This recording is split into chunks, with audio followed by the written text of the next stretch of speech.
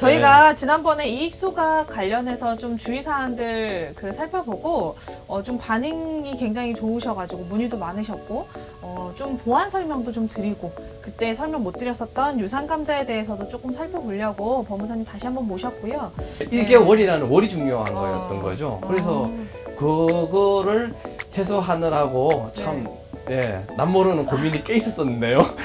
여기서 다 얘기할 수는 없지만 하여튼 그런 그래서 어떻게 보면 이 주식 소각이랑 유산감자의 업무 자체가 법무사님과 세무사님의 적절한 호흡과 적절한 티키타카가 오고 가야 티키타카는 뭐죠?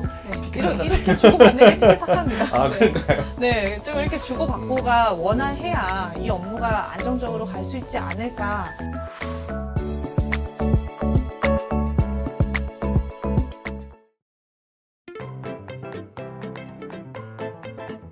세무사님, 컨설팅 시장에 진입하고 싶으신데 방법을 못 찾으셨다고요?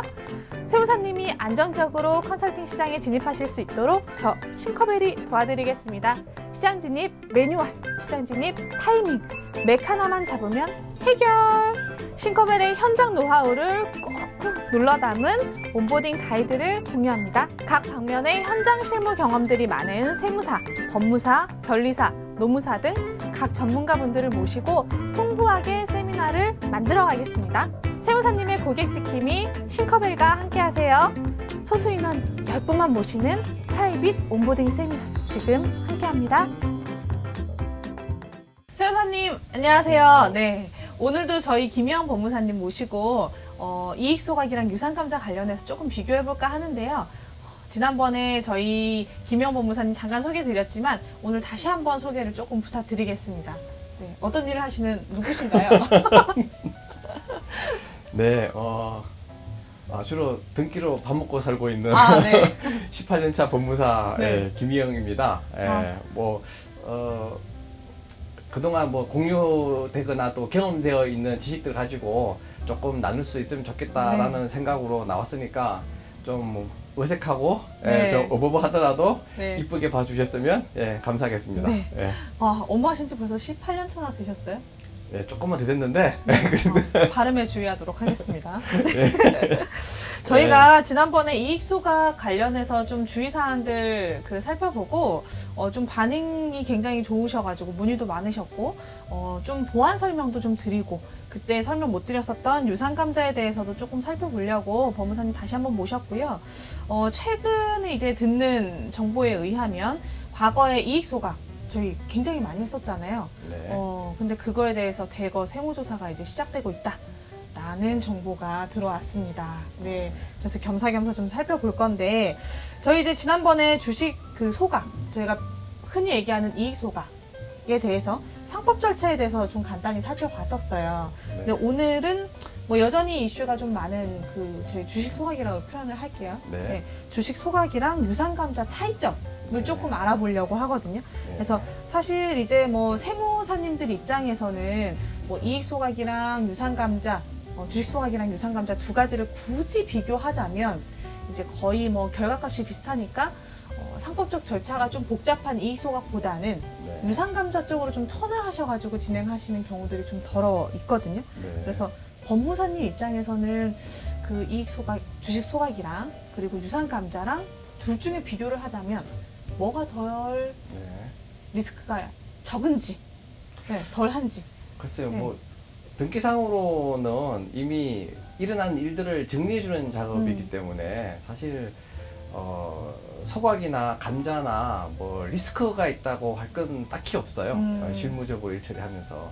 다만 이제 이익 소각이라는 거는 배당 가능 이익으로 취득해 놓은 자기 주식, 이 자기 주식을 이사회의 결의로 이사가 한 명이나 두 명인 경우에는 이제 이사 결정으로 처분의 방법으로서 이제 소각을 결정한다는 의미니까 사실 등기상으로는 앞에서 일어나는 상법 시행령 10조에 나와 있는 자사주 취득 절차가 이미 다 끝나서 자기 주식으로 취득해 놓은 주식이라면 소각 업무는 현실적으로 법무사로서는 그냥 이사회 의사록 하나 정도만 공정받아서 등기를 들어가기 때문에 별로 어려울 건 없고요.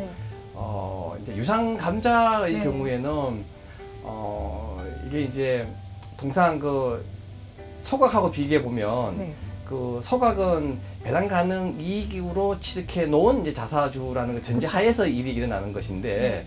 감자는 그거하고는 별개로 사실은 이제 크게 보면 그 개정상법 2012년도에서 두 가지의 그 감자 방법이 있어요. 이제 결손에 의한 감자라고 얘기하는 것하고 네. 그다음에 이제 통상의 감자라는 것인데 네. 결손 감자는 일반적으로 회사의 결손금을 보충하기 위해서 자본금 감소의 방법을 택하는 것이기 때문에 네. 이제 크게 보면은 우리 감자는 주총의 특별 결의를 요하는 게 보편적이지만 이렇게 그 결손 감자인 경우에는 주총회의 이제 보통 결의, 네, 보통 네. 결의라는 거는 출석 주식수의 과반수 앤드 발행 주식수의 4분의 1 이상의 동의만으로 그 감자의 의결이 될 수 있으니까 네. 아마도 이제 통상의 감자보다는 조금 더 적은 수의 어떤 의사결정 수만으로도 이제 일이 일어난다 이런 네. 얘기고 그다음 또 한 가지는 그 채권자 보호 절차를 감자유 절차를 거치게 네, 되어 네, 네. 있는데 그 채권자 보호 절차에서 우리 결손 감자는 이 절차를 지금 생략하고 있습니다. 네. 그러니까 결손에 의한 감자는 바로 결의하고 뭐 이렇게 주권 제출 공고가 이제 1개월 정도 소요되긴 하지만 그런 경우가 아니라면은 바로 등기를 들어가면 되는 상황인 것이고 통상의 감자가 이제 우리 지금 이익 일반적으로 소각하고 하는, 네. 비교해가지고 네, 네. 어떤 그 주주 환급의 목적으로 하는 감자 그쵸. 이게 이제 통상의 감자인데 통상 감자는 아까 얘기했던 대로 이제 주총회의 어떤 특별 결의를 네. 요하죠. 예, 그러니까는 그만큼의 어떤 그런 우호 지분이 확보되어 있느냐라는 게 중요할 것 같고 더 중요한 거는 채권자 보호 절차가 그 회사가 알고 있는 채권자에 대해서는 개별적으로 1개월 동안 최고 네. 하는 절차 네, 하나와 네. 그다음에 보충적으로 그 회사의 공고 방법에 따라 네. 1개월 동안 신문 공고 또는 홈페이지 공고 네. 하는 절차를 두 가지로 거쳐야 됩니다. 아. 그래서 그 한 달 기간 동안 내에 아무런 이의가 없다는 전제 하에서 이제 감자 등기를 들어갈 수가 있는 거죠. 네, 그러니까 네. 법무사 입장에서는 뭐 큰 차이는 없어요. 예, 다만 이제 회사에서 이익이 있었느냐 네. 아니면 채권자 보호 절차를 여하히 통과해낼 수 있느냐라는 네. 거를 가지고 어떤 방법으로 결정할까 이렇게 음. 좀 정하시면 될 것 같다 이렇게 정리되네요. 그러니까 이제 법무사님 입장에서는 뭐 주식 소각이나 유상 감자나 어떤 절차적인 면에서 더 복잡하거나 리스크가 있거나 이런 것들은 사실은 없는 거고 이제 그 저희가 컨설팅을 하다 보면은 세무적인 이슈들이랑 법무적인 이슈들이 좀 섞여서 중간에 뭐 증여라는 것도 시행을 했다가 네. 뭐 다시 감자나 소각이라는 걸 했다가 네. 이런 절차들이 복합적으로 들어가니까 그 리스크가 조금 상대적으로 높아지는 네. 그런 일들이 생기는 것 같아요. 그래서 조금 네. 더 보충하자면 이제 그 자사주 취득은 네. 등기하고는 관계가 없지만 그쵸. 그 앞에서 이제 일어나는 네, 여러 어떤 가지 뭐 해들이 어떤 주식에 대한 네. 평가라든가 네. 또는 뭐 재무 현황 통지 네. 또 양도 기간 설정 네, 이런 네. 것들은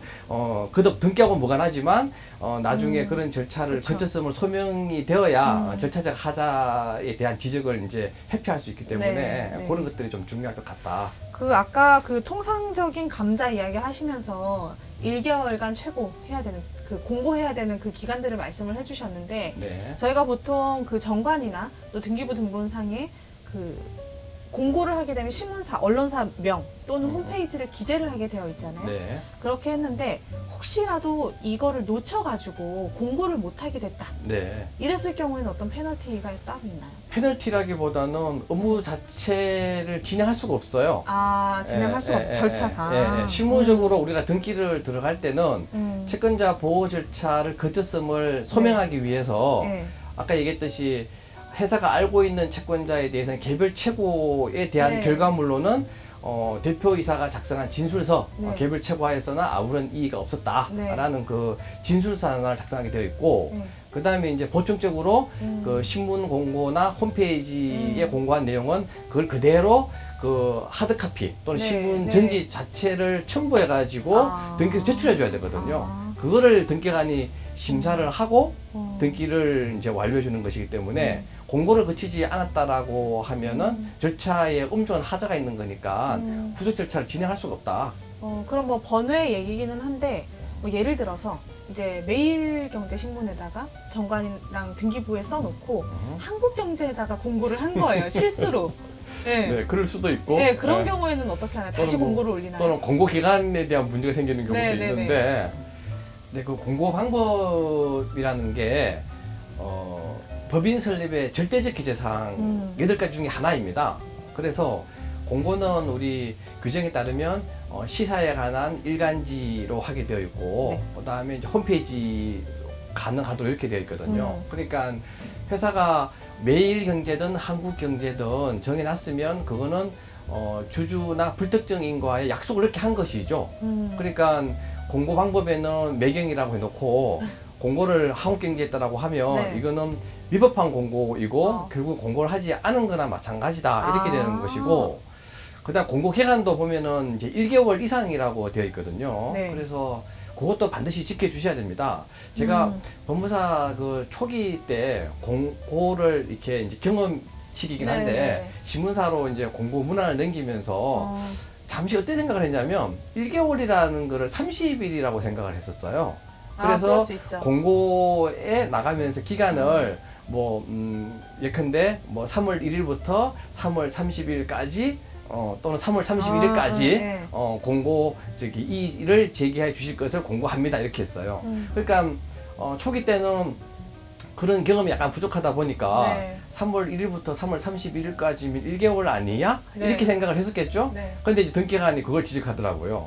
1개월이라고 했으니까 3월 1일 날 나갔으면 4월 1일까지가 되는 거고 2월 1일 날 나갔으면 3월 1일이 돼야 되는 거죠. 비록 꼭 30일이 넘고 안 넘고가 중요한 게 아니었던 거죠. 월수가 중요한 건 거죠. 예, 1개월이라는 월이 중요한 거였던 거죠. 그래서 그거를 해소하느라고 참 예, 남모르는 고민이 꽤 있었었는데요.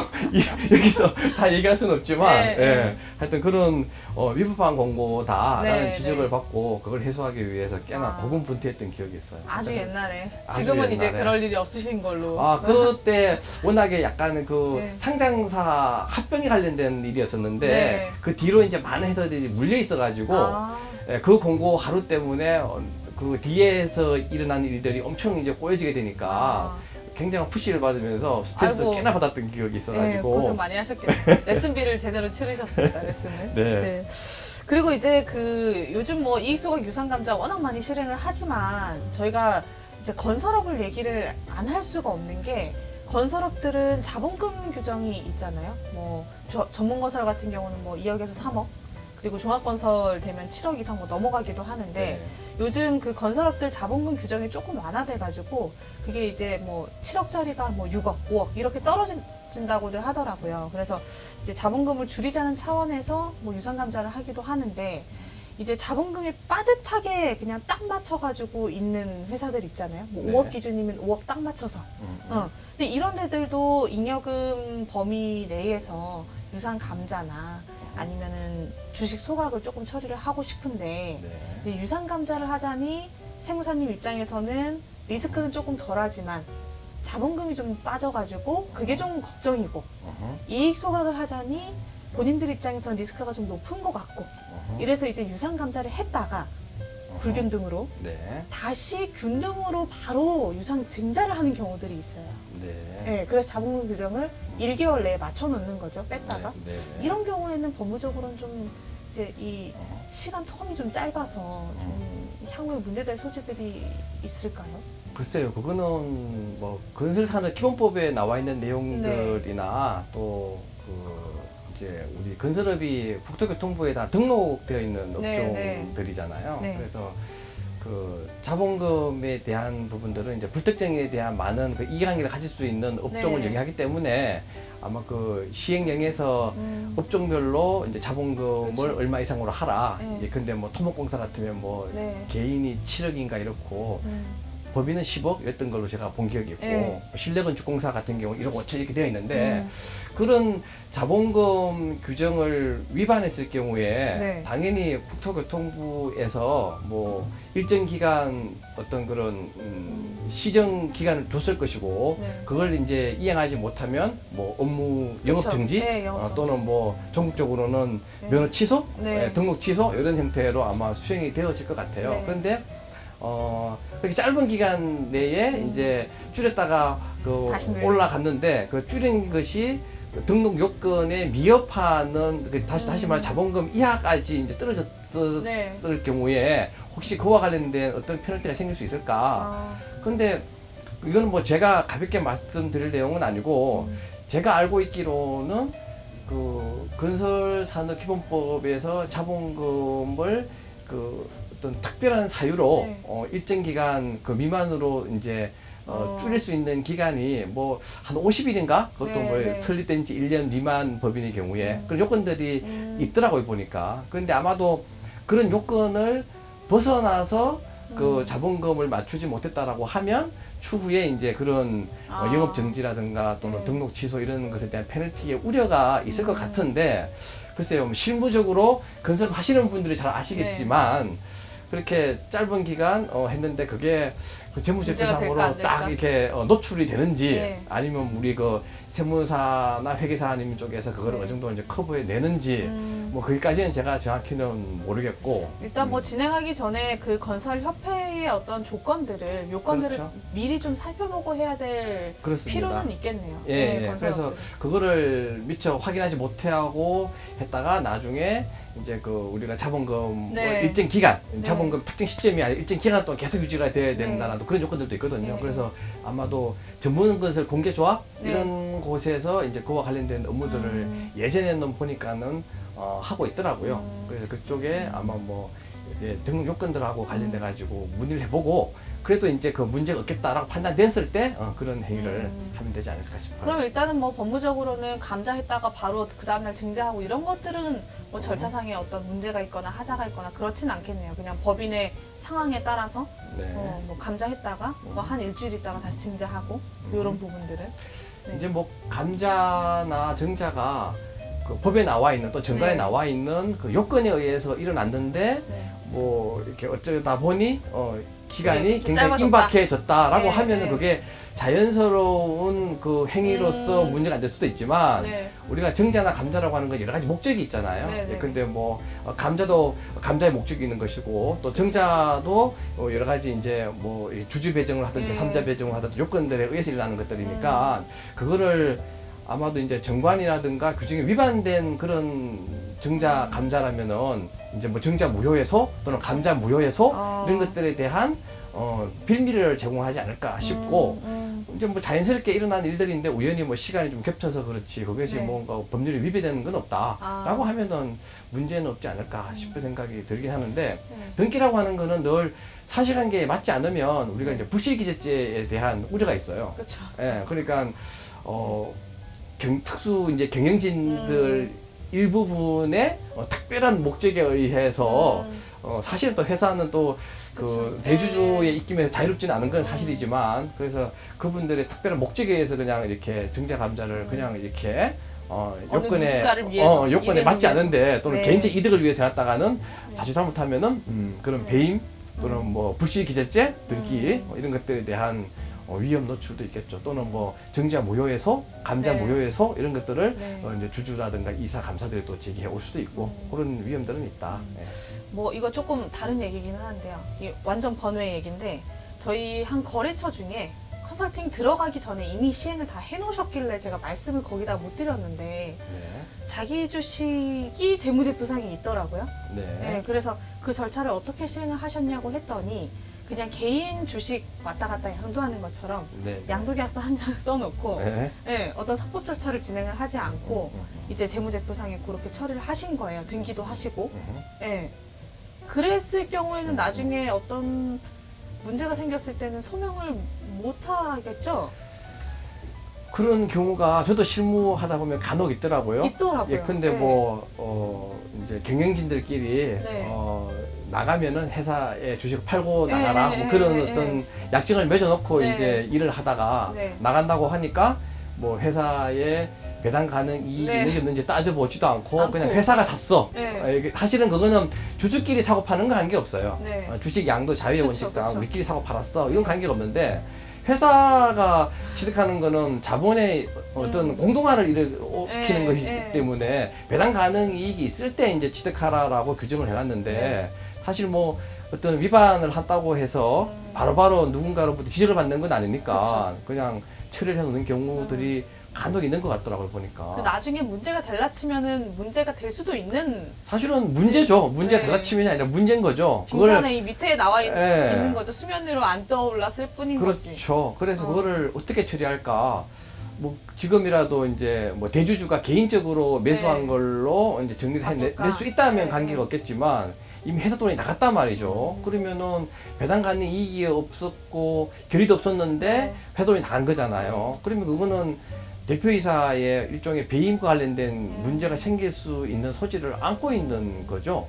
다만 이제 그게 뭐 경미하거나 또는 세무회계적으로 어떻게 처리를 해서 그것에 대한 문제 노출을 막아냈다라거나 그러면 문제가 이제 덮일 뿐인 것이지 조금 과도하면 문제가 될 수는 있겠네요. 문제가 되는 거죠, 사실은. 시한폭탄을 좀 안고 있는. 시한폭탄을 안고 있는 거예요. 여기까지 하겠습니다.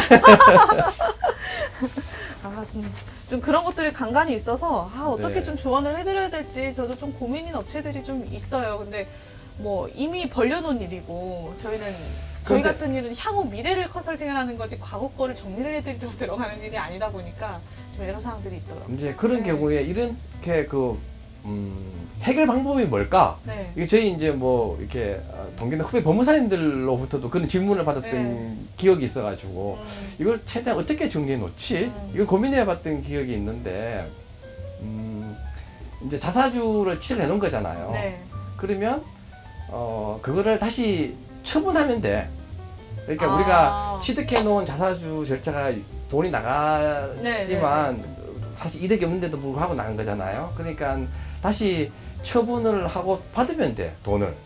이게 우리가 다른 곳에 뭐 대주주한테 받든지 아니면 다른 누군가에게 받든지 그러면 아마 글쎄요, 그 좀 짧은 생각이지만 회계적으로는 문제는 해결되지 않을까? 상법적으로는 아직 사실은 상법적으로는 배당 가능 이익 없이 취득한 것 자체가 문제인 거지만 이제 돈의 흐름으로 보자면 다시 그거를 이사회 결의로 처분하는 거죠. 원래 취득한 자사주는 우리가 뭐 이익 소강도 할 수 있지만 또 이제 매각할 수도 있는 거죠. 이러니까 그 방법으로 매각을 해주어서 맞추어 놓는 그죠? 플러스 마이너스를 맞추어 놓는 이런 방법을 한번 생각해봤고. 뭐 금액이 작으면은 그럴 수 있는데 이제 크다 그러면 또 그것도 곤란하겠네요. 그것도 곤란할 수는 있겠죠. 아니면 이제 유상 감자를 시켜서 어떻게 맞춰놔야 되나? 이 방법도 머리를 맞대고 고민해 본 기억은 있어요. 그래서 생각해 보니까 뭐 법적으로 위배된 거는 뭐 이렇게 누군가로부터 뭐 이렇게 조사를 받지 않는다면은 뭐 문제화될 개연성은 좀 낮을 것 같고. 다들 뭐 시행하실 때는 나는 안 걸리겠지 하고 시행하시니까. 회계적으로는 그런 방법으로 좀 정리를 하는 걸 좀 찾아봐야 되겠다 싶더라고요.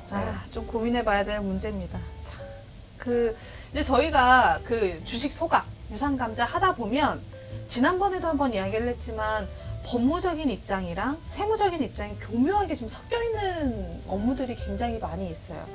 그래서 뭐 이제 사실 여쭈고 싶은 게 많은 세무사님들이 되게 궁금해 하실 건 게 도대체 법무사의 영역은 어디부터 어디까지냐.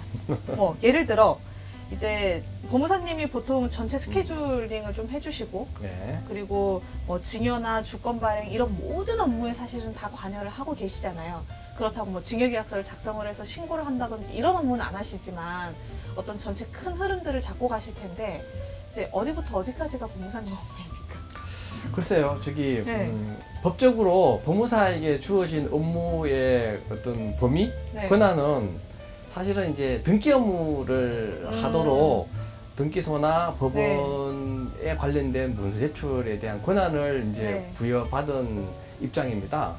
그러니까 그걸 벗어나서 그 이면에 흐르는 모든 업무들을 이제 컨트롤한다라고 하면 그거는 자칫 잘못하면 내가 법규 위반이 되는 이제 수가 생길 예, 우려도 사실 예. 있어요. 근데 이제 개별 회사 입장에서 보면 그분들이 뭔가 이게 상법적인 지식이라든가 세무적인 지식을 다 갖고 있는 건 아니잖아요. 네. 다만 무엇을 해야 되겠다라는 방향에 대해서만 이제 생각을 하시고 이를 흘러가는 흐름들은 전문가들의 조언을 받기를 그렇죠. 원하시잖아요, 사실은. 네네. 그죠? 그러다 보니 이제 제가 알고 있는 상법적 지식에 의거해서 이러이러한 이제 절차를 이렇게 안내를 해드리고 이런 절차에 의거해서 일을 하셔야 됩니다라고 이제 안내를 이제 해드리게 되는데 그러고 나면 또 그 회사 입장에서는 그러면 절차 순간순간에 네. 법무사 해줄 건 좀 해줘라. 적재적소에 너가 들어와갖고 해줄 것 좀 세무사가 네. 해줄 건 또 세무사님한테 요청할 테니 네. 법무사가 해줄 건 법무사가 좀 적절하게 네. 의사도 만들어주고 뭐 통지서도 보내주고 샘플을 주든지 이렇게 해달라. 네, 네. 이런 얘기들은 실무적으로는 어찌 보면 당연한 거겠죠, 그 회사 입장에서. 그걸 다 알 것 같으면 내가 다 하지. 뭐 굳이 그 외부 전문가한테 맞아요. 맡기겠느냐. 네. 그런 딜레마가 좀 있기는 해요, 사실은. 저 같은 경우는 이제 제 3자 입장에서 좀 뒤에서 빠져서 보잖아요. 네. 그러다 보니까 솔직히 말씀드리면 법무사님이랑 세무사님은 시작과 끝이 처음 시작부터 끝까지 그냥 동시에 시작해서 동시에 끝나야 되는 것 같아요. 네. 네. 그래서 어떻게 보면 이 주식 소각이랑 유상감자의 업무 자체가 법무사님과 세무사님의 적절한 호흡과 적절한 티키타카가 오고 가야 티키타카는 뭐죠? 네, 티키타카. 이렇게 주고받는 게 티키타카입니다. 네. 그럴까요? 네, 좀 이렇게 주고받고가 원활해야 이 업무가 안정적으로 갈 수 있지 않을까라는 생각들을 늘 하고 있어요. 그래서 사실은 이 영상을 보시면서 세무사님들 자체도 자체적으로 다른 법무사님들과 연계가 있으실 테고 네, 이 업무를 하실 건데 이제 일을 하실 때 뭐 법무사님한테만 다 맡겨두지 마시고 또 법무사님 또한 세무적인 영역을 세무사님한테 다 맡겨두지 마시고 서로 좀 티키타카를 좀 하시면서 업무를 하셔야 그런 공백이 좀 있더라고요. 네. 현실적으로는. 그래서 아마도 그런 컨설팅의 공백을 메꿔주는 게 우리 싱커벨이다.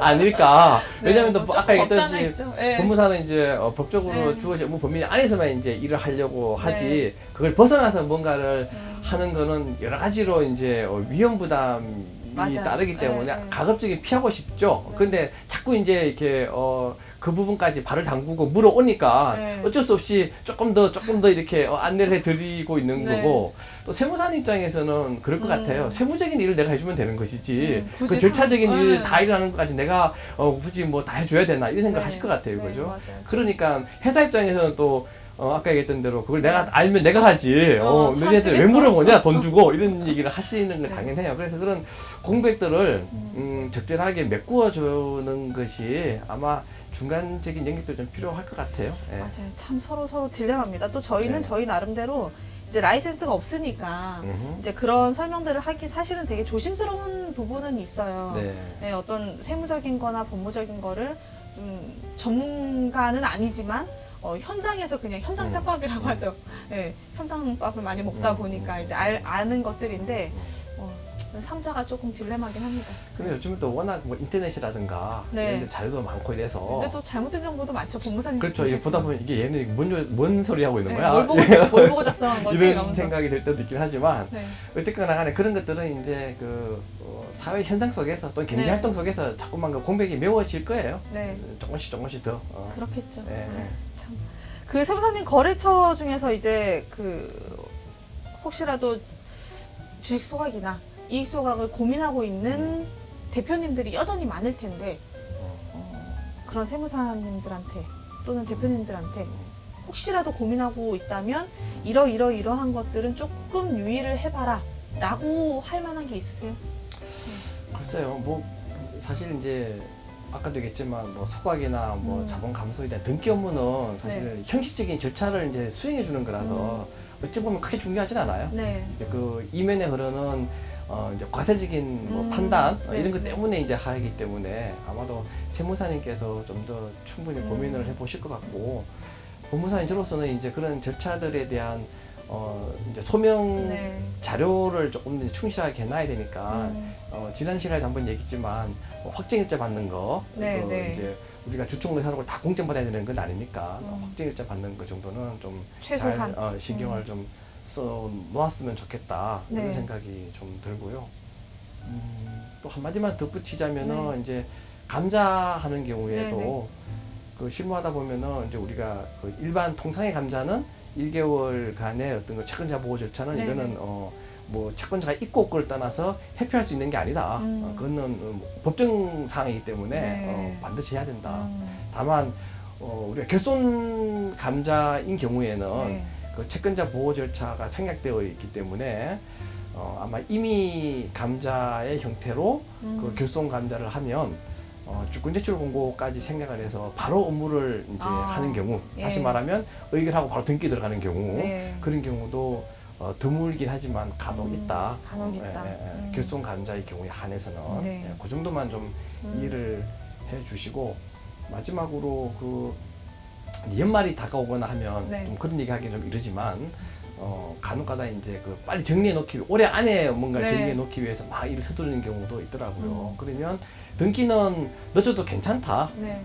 그 과태료 내면 된다. 예, 그러니까 그 예컨대 뭐 전년도 날짜로 우리 일 해놔야 돼요. 네. 이런 경우 있어요. 지금 벌써 5월달이지만 네. 2020년 12월달에 어떤 그 감자의 효력이 생기도록 이렇게 해놔야 돼. 이런 경우들도 있거든요. 일을 하다 네. 보면. 그러면 등기는 늦어도 된다. 늘 드리는 말씀이. 그냥 비용이 발생할 뿐이다. 과태료 내면 된다. 네. 한 달에 우리 규정상으로는 뭐 500만 원 네. 저기 이하라고 돼 있는데 아마 뭐 실무적으로 이렇게 보면은 한 달에 뭐 한 10만 원 꼴로 뭐 이렇게. 뭐 기회비용을 따져서 뭐 적은 쪽으로 가면 네, 되는 뭐 거죠. 그렇게 해서 업무 처리해도 된다. 네. 그것도 조금은 그냥 팁으로 좀 알고 계시면 좋겠다. 저희 소급으로 하시면 법무사님 돈 조금 더 받으시죠. 소급으로 하면은 그걸 이제 안 되는 걸로 알고 네. 있는 경우는 많으시더라고요. 네. 안 된다. 그런데 막 얘기하다 보면 가능하다. 네. 물론 이제 그게 뭐 무한정 그 소급되거나 이렇다는 얘기는 아닙니다. 그쵸. 어떤 적절한 선에서. 등기라고 하는 것이 늘 어떤 실체적 진실을 이제 등기부에 표현해 주는 네. 마지막 절차이기 때문에 실체적 진실이 이제 의심스럽다라거나 네. 또는 그 절차가 이제 하자가 있으면은 이렇게 어설프게 해놨다가는 아까 했던 대로 불시 기재죄의 그쵸. 어떤 그런 노출이 될 수 있기 때문에 네. 조심스럽긴 하다. 네. 이 정도 말씀드리면 될 것 같아요. 일상에서 만나는 싱커벨의 일상 케어. 세무사님, 일상 케어가 핵심입니다. 세무사님부터 일상에서 케어를 잘 받으시면 세무사님이 관리하시는 고객은 자동적으로 케어가 될 수 있습니다. 저 싱커벨과 함께 하시면 일상 케어부터 컨설팅 케어까지 올인원으로 케어를 받으실 수 있다는 점. 일상 케어 같은 경우는 세무사님이 평소에 고객들을 잘 관리하실 수 있도록 일상에서 케어를 해드리는 거고, 컨설팅 케어는 컨설팅이 들어가는 시점에 정확한 때에 적절한 컨설팅을 제공하는 케어 시스템입니다. 저희가 세무사님들이 보통 컨설팅을 필요로 할 때 저한테 연락을 주시는데 그때는 이미 좀 늦었다고 할 수 있고요. 평소에 일상에서 케어를 받으실 수 있어야만 제대로 된 올인원 토탈 케어를 받고 계신다고 할 수 있는데요. 싱커벨의 소울메이트 시스템은 세무사님의 일상 케어부터 컨설팅 케어까지 다시 일상 케어로 돌아오는 선순환 구조를 마련을 해서 일상 케어 단계에서는 사전 분석이랑 진단이 가장 핵심입니다. 사전 분석이랑 진단 혼자 하실 수도 있지만 저희가 같이 머리를 맞대면 다른 컨설팅 방향들이 나올 수 있기 때문에 사전에 미리 같이 머리를 맞대어서 세무사님 고민들을 좀 덜어드리고요. 당연히 고객 동행 상담 그리고 각종 서류 양식, 전화로 수시 자문 상담하는 거는 서비스로 진행을 해드리고 있습니다. 컨설팅 케어 단계에서는 세무사님이 그동안 혼자 고민하고 힘들어하셨던 PT 자료부터 브리핑까지 제가 옆에서 밀착으로 세무사님들 같이 지원해드리고요. 팀빌딩부터 컨설팅 보고 그리고 가장 중요한 사후관리 케어 시스템까지 저희가 탑재를 해서 세무사님들 지원하고 있습니다. 저희가 컨설팅이 이루어지면 다시 그걸 일상 케어로 끌고 들어와서 고객들한테 사후관리를 해드려야 되는데 그게 지금 현장에선 굉장히 미흡하죠. 근데 저희 같은 경우는 세무사님들이랑 굉장히 유기적으로 연결이 되어 있기 때문에 이 시스템을 자동적으로 탑재를 시킬 수가 있습니다. 제가 지금 여기서는 간략하게 설명드렸는데요. 우측 상단 링크 클릭하시면 26회부터 28회까지 총 3회에 걸쳐서 일상케어부터 컨설팅까지 이어지는 영상을 참고해 보실 수 있습니다. 뭐 일단 저희 법무사님도 법무사님 자격을 걸고 또 이제 그 등기 업무도 수행을 하시고 저희 어떤 컨설팅적인 면에서도 조언들을 굉장히 많이 해주시고 업무 처리를 해주시는데 일단은 저희가 지금 오늘 뭐 만담 형태로 이렇게 진행을 했지만 이게 절대적인 사항은 아니고 또 모든 법인에 모든 기업에 꼭 들어맞는 그런 내용들은 아닐 거예요. 그래서 이제 각 법인들 그리고 각 세무사님들마다 주위에 인프라들이 있으실 거니까 그 각 해당 전문가, 가까운 전문가분들한테 여러 차례 조금 미팅을 네, 통해서 다양하게 좀 네. 의견을 수렴하는 건 되게 중요한 것 같아요. 네, 그래서 좀 구조적으로 우리 회사에서 이 업무를 수행할 수 있는 구조인지 아니면 뭐 여러 가지 여력들이 되는지를 좀 살펴보고 각 회사 상황에 맞게 조정을 해서 활용을 하시면 되겠습니다. 오늘 또 긴 시간 나와주셨는데요. 두 번째라서 조금 좀 이렇게 편하셨죠, 저번보다는? 아, 조금 그렇긴 하네요. 네.